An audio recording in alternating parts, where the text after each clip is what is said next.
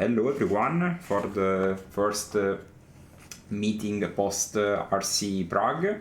I am Pi and I'm joined today by Twin the Twin, and we are gonna do another meeting just to check out what's up with the Esper frog and the archetype in these weeks before the US RC. So Yeah, how's it going, everyone? I think we have to say that the archetype didn't really show up in Prague. I think partially because a lot of lists were still playing without pest control. I think pest control kinda improved a lot of matchups, specifically Breach and Boros. It's also sometimes the metagame is tough because there is this new black-white deck that is quite hostile, and not a lot of players expected this much of this deck and didn't really figure a good plan to beat it. But the good news is we still have 1 week, so we have now a decent amount of numbers regarding what's up in Modern, the deck that performed well, and we start to have decent lists of Boros, of Eldrazi, of Breach even, so we kinda know what exactly are the problems regarding those decks. So I played the deck in the first place. I played Esper Murktide. My list is you can see it on Meta5, but we kind of discussed it a lot. And I think Pest Control was probably the best card in my deck. And each time I put Pest Control on the stack, I won my match. I didn't see the card quite often. I don't like to say I was a bit unlucky, but I had that after tournament personally. I multi-5 a lot and lost a lot of die rolls, but I think we kind of found a very good way to edge the best decks in the format. Still knowing that our deck is not doesn't present any free win, so you still need to play tight and develop your game towards micro advantage, and you need to know very well what's up. Then after this week of debrief, Yuta Takashi, so one of the best players in the game and a Blue Black aficionado, probably the player who actually invented the archetype, top-8'd a challenge with a 8-1 score, playing this take. This is his personal take on the archetype, so he's still playing Pest Control with a very similar mana base to mine, so he's playing just 2 Allowed Fountains, and he's playing still 4 counter spells and 2 Picklock Pranksters. So I played 2 counter spells and I didn't really like the card, but I'm very curious to test this approach. He's also playing 4 Spell Snare and 3 Force of Negation, so I kinda like the 4 Spell Snare. Spell Snare was a lot of the times the best card you can draw when you are on the draw, because the biggest problems in the format cost 2, specifically Underworld Breach, Ajani, Bombardment, but it's also relevant like Mirror because you counter a frog, and versus Eldrazi because hitting Talisman or Malevolent Rumble is sometimes very, very good tempo-wise. I think Malevolent Rumble especially is one of the strongest cards in the format right now, it yeah. seems. It does a lot for both the Breach deck and the Eldrazi deck, giving consistency and acceleration, so it Yeah, makes sense to have the spell snares there as a way to slow them down pretty substantially. a lot of the times I found myself countering aggressively the Rumble, especially when they Yeah. don't have a lot of cards in hand, just because Rumble is the preface of Breach. Speaking of the Breach matchup, so if you counter Rumble, they end up short on resources, and especially in the grindy games, countering Rumble is very effective because they can't find a random saga, and that's a problematic card a lot of the times, especially if you're playing a resource game. Yeah, I think so the best rule of thumb is if you have spell snare and they cast rumble, you should cast spell snare. Um, yeah. so that's Yeah, but pretty simple you know, rule, a but lot of the times you see, like, I saved my spells now for breach, so it wasn't super obvious to counter, the random common from MH3. But then after losing a bunch, I realized that like the card is for sure worth countering because yeah, it makes yeah, it's like you yeah, never counter spell a preordain or a yeah, exactly. consider. So I had like the logic would be that you would let the rumble resolve, but the cards are just it's a different power level, and that's why Rumble costs 2 mana versus 1 mana. You need to expect a lot more from a 2 mana cantrip, and Rumble delivers that for the decks that play it. Um, maybe speaking of 2 mana cantrips, we could talk about Pickluck Prankster. I'm curious what you think of that card because I was pretty happy to see that instead of Thought Scour in Well, the cantrip slot. for sure, But yeah, yeah, I'm not a lover of Toxcour. I think the card is underpowered and um, like it's a card you need to play because milling cards is really important. The deck is very very graveyard hungry, and especially like versus breach that play bounce spells. You really need to have a constant stream of cards. And well, I tried Picklock. The card was okay, but you know, I kind of was a bit shy of suggesting the card to a vast audience because it might be terrible or might be great. And I think Scour was like the most obvious thing. But now I'm kind of curious to just try out the 75 to see basically what's up. Because I see playing Picklock if you're playing for counter spells. While I don't have a very good opinion on the card, it might be decent, especially because like the card is not very good versus breach, but I think you can side out some copies and just play the Thoxes. But the card is especially good like versus Eldrazi and versus black white. Like counterspell is very good versus black white. And it's also good like versus the random tier 2 decks that kind of festered the top 32 of Prague. Like it's very good versus Belcher. It's very good versus the other decks basically. And yeah, yeah.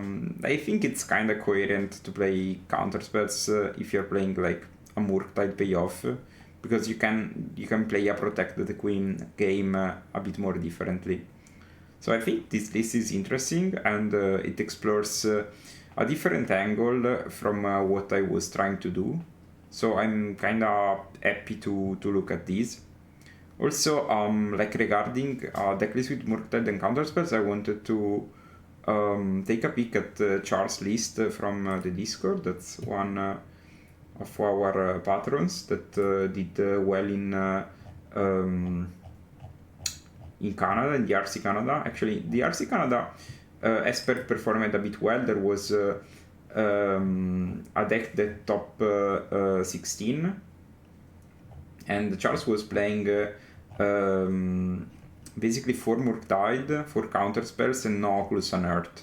And he went like X5. So it's an interesting list, I think. Yeah, and this is Just if checking if I you're I'm can not sure if see. you're able to open it or not, but I this is a list that I had been working on quite a bit with Charles, and one of the big concepts was the value Murktide provides in the mirror. If you look at, this list, for example, there is 4 counterspell, but Fatal Push cannot kill Murktide Regent, so you're building a list where your threat can't be killed, and then you have removal spells for their threats, so that creates kind of an in symmetry, which you're able to kind of exploit and win with. Um, there you go.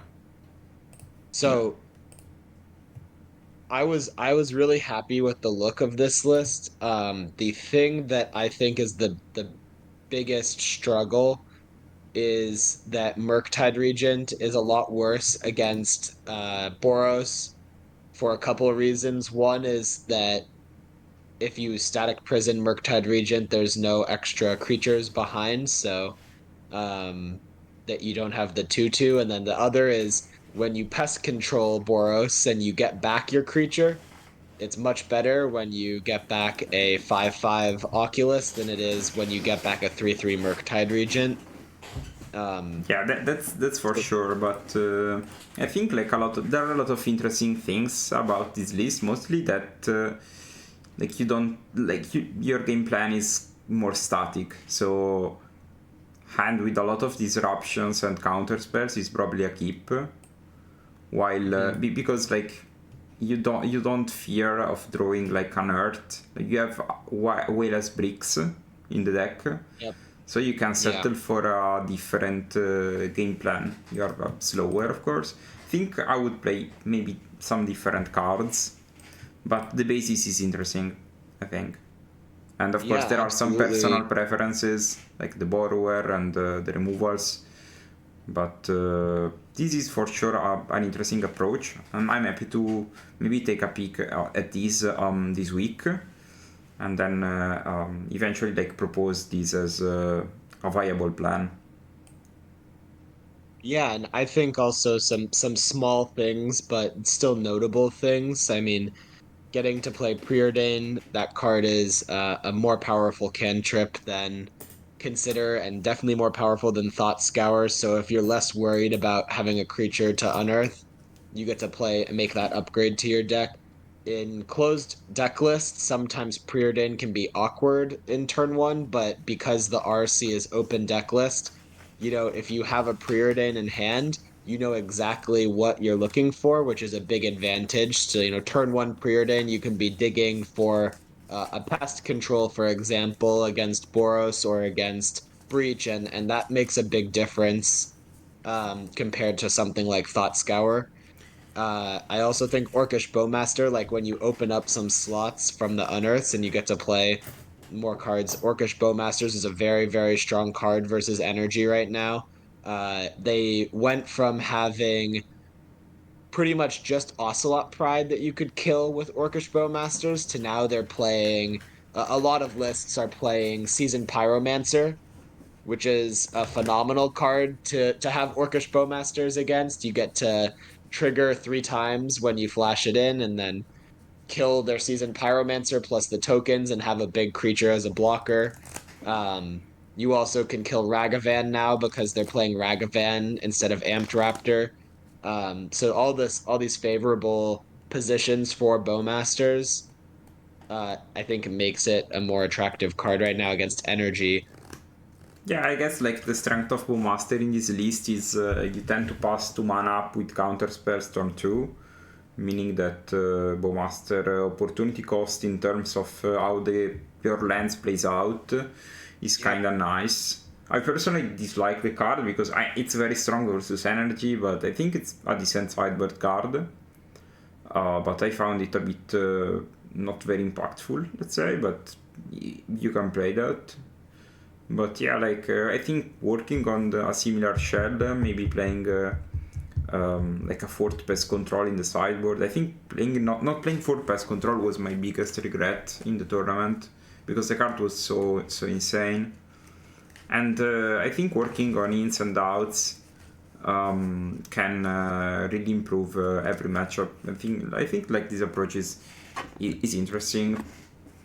Um, so this is, but by the way, let's just move quickly to what I'm working on right now. It should be, yeah, this one. So after the tournament, I just tried to recollect what I liked and what I disliked, and move to a different build. So I found Harbinger of the Seas being decent in a lot of matchups, but especially game one. I think this card is much more attractive in the first game than in the post-board games, because in the post-board games they kind of play around it, but pre-board sometimes you keep lands and spells even with Boros, meaning that you can get random free wins even from the best decks. And Harbinger like is very strong versus Urza Saga, meaning that sometimes you just randomly draw it and you unearth it, and it's a threat on its own. So I think I like to play 1 or 2 Harbingers in the main. I'm also like trying new cards. I think I have this week to try the cards, and for now like Prismatic Ending is working decently because it's very strong versus Boros, of course, because finally you have an answer to Goblin Bombardment, but he's also 1 mana removal for Ragavan. And like Snapcaster is probably a meme, but I wanted something to do card advantage, and since Pest Control is the best card in my deck, but sometimes I scour it away, Snapcaster is good at rebuying this. But I think you can just ignore the Snapcaster and take the core of like the other cards. I think like probably this is what I would submit with some tweaks. But most important, I think, I found Mythic Massacre to be very, very strong versus Boros, and I want to have more than one. I think like the card was very, very strong when I played this in testing, and I kind of missed having more than like less than one. So I'm kind of playing for 6 Rat totals, just because I found that a lot of the times if you can sweep the board like 2 times versus Boros, so you sweep the board on turn 3 with Pest and then late game with Massacre, you end up winning because eventually like your threats overwhelm them. And of course you need to keep Flage in check, but I never had Flage problems with this deck. Sometimes I felt short of cards, so getting all the possibility to 2-for-1 or even 3-for-1 Boros is probably the best way to win, because eventually they need to attack. So also like Mythic provides a bit of life gain. That is what the deck lacks, especially because you have a kind of aggressive mana base, especially in the first turns. So Mythic was super approved. And then I found that I kind of want Stony Silence, because I played one, but I think like Breach is the best deck in the format right now, and is probably one of the most played deck. And while it's very complicated to play in 15 turns, if you play against that, they might randomly win on turn 2, and Stony Silence prevents it. So if you buy time versus Breach, you would win the late game war, because you have more cards, basically. Like your plan is set up to win on the late game. But I'm more worried about losing on turn 2, on turn 3, when I tap out for Pest Control, or like when I played Psychic Frog. It happened to me personally that I was dead on turn 2. So I think Stony Silence kind of prevents it. Also playing more Forces, but Force is a card that I played 2 because is strong, but sometimes is not very good, especially post-board, because you tend to like they board in Dispute, they board in Veil, and they usually never go off if they are not protected. So getting 2-for-1 is not the best, I think. So those are my considerations. I think I want to work on those axes. So having a better sideboard versus Boros, because this is what I was lacking, I think, in Prague. And then understanding if it's worth to play the Murktides, the Oculus, and what is the best shell for the archetype. But I think like we have good numbers, and we have still time. So I'm optimistic about this. I know a lot of people are just like panicked a bit after not getting good results, but I think sometimes you kind of need to trust the process, and if you like the deck and you're good at playing it, I think you should play this. I actually had a very depth conversation with some friends that are pro players, and they just told me to just stick the deck I know better, and eventually, you know, I would be rewarded, because I also like was a bit sometimes like I playtested with the guy who won the tournament in Prague, so I was like I had the list, etc., but eventually decided to play this deck. And now that I think in retrospect, I think I would have played this deck no matter what. So I'm happy with how the tournament ended, even if I didn't had success in the tournament specifically.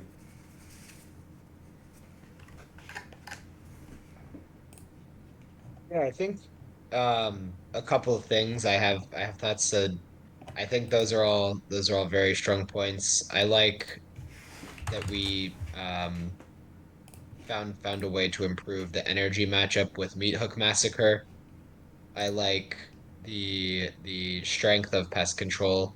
I think that's pretty much undisputed at this point now, and it took some time for people to realize that. I think the vast majority of players at the Canadian and the EURC were still playing the blue blacklist, and that deck just lacked the tools to deal with Boros Energy's fast starts, and also it lacked the tools to deal with um, grinding breaches saga plan. But if you watch the matchup replays that I have against Corey Baumeister, pest control was just an absolute MVP, and it really turns things on its head. For me, I think that your list and Yuta Takahashi's list, I think somewhere in the middle, is pretty appealing. What I really like about the Free the Fae Picklock Prankster piece is that you're going to have a more powerful cantrip, and then it seems like he's very focused on setting up the Unearth Oculus plus protection plan. So he has the 4 counter spells and the 3 force of negations. That seems like a very strong linear game one plan to have, of like put a threat into play with counterspell up, and his way of doing that is unearthing an Oculus and then having counterspell as early as turn 3, or having force of negation as early as turn 3. And even if we don't interact very much with Boros or with Breach, if you're just able to put the Oculus into play on turn 3, you're going to be with a counter spell as well, you're going to be winning, I think, the majority of games. So not discounting our own linear plan, and trying to make that plan as consistent as possible, so that kind of regardless of what our opponent is doing, we're able to overcome that or overpower it, I guess. Um, and I think that this not only improves the breach and energy plan, but maybe more importantly, it's about like all of the other fringe decks that you might face in modern. So for example, against black white energy, or black white sewer, I guess, not energy, black white blink, whatever you want to call it, this plan of Turbo Oculus with a counterspell up seems very strong to me. Uh, like you can just counter their first Solitude or their first Flicker Whisper, whatever card they're going to use to try to disrupt you, and from there you're now going to take over the game pretty quickly.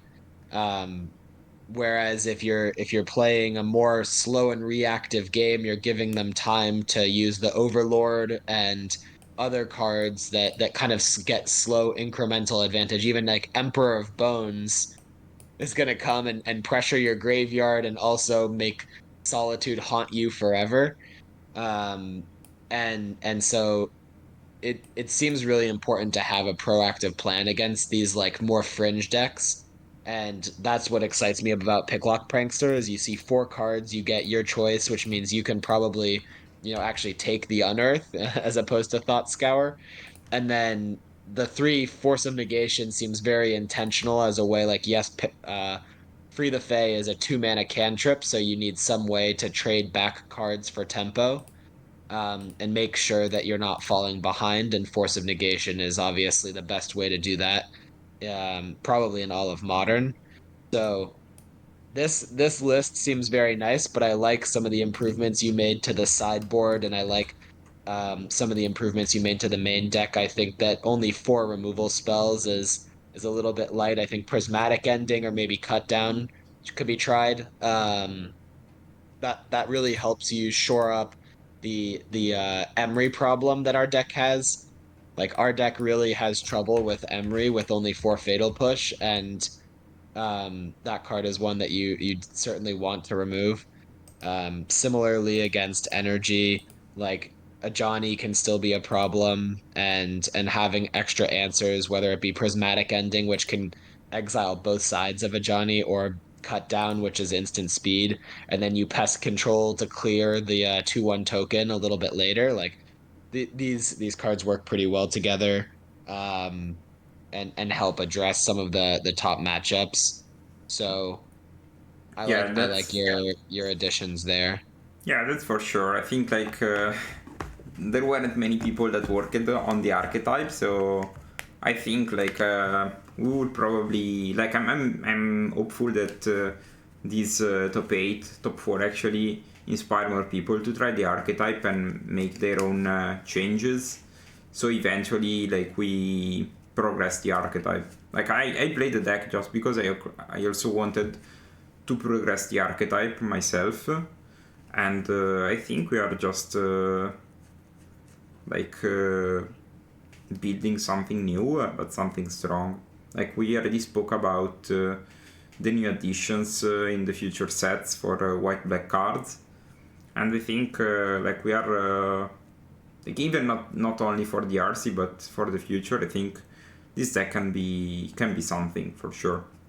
Yeah, I think like probably mixing up the experiences and reaching out also to other people that play the deck in the Discord would be helpful. And yeah, I'm very optimistic about the deck. Also, like as a last thing, I wanted to just advise, because I know like the French players.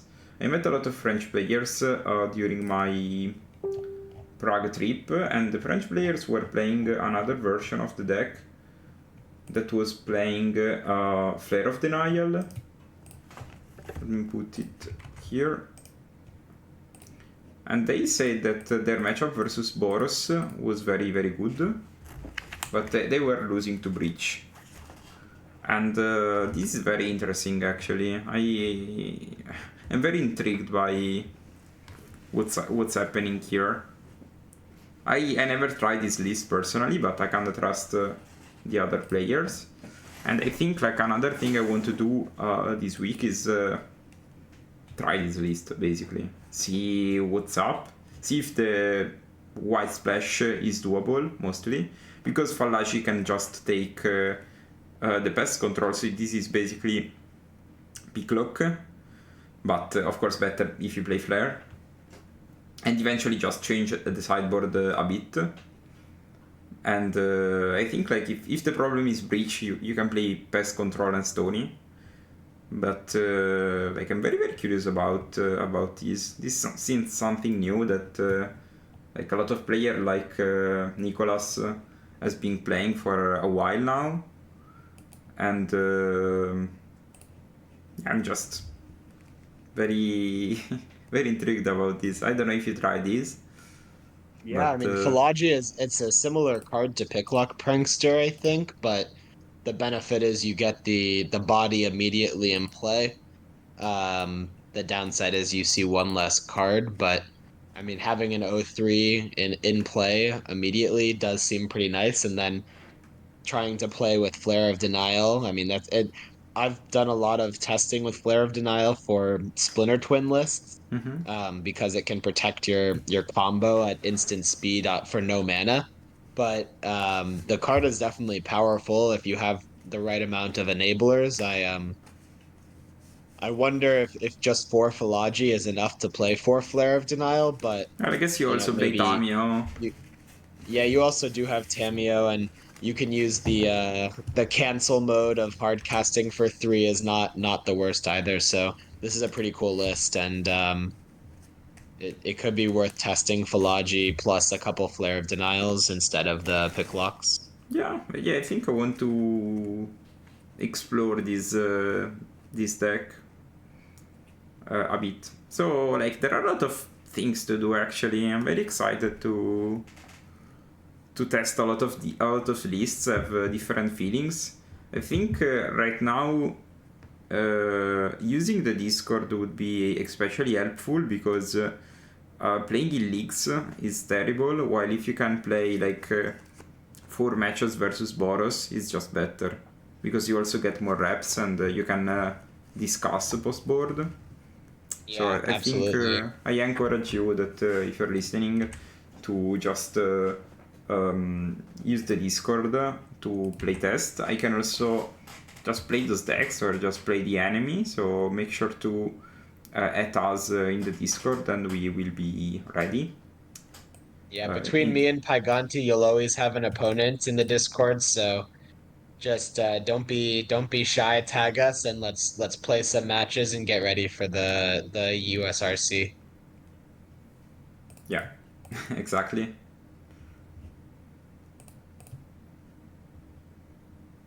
Okay, so if this was everything, we can call it here, I think. If there are any questions, just ask, just unmute and ask. We are happy to discuss, and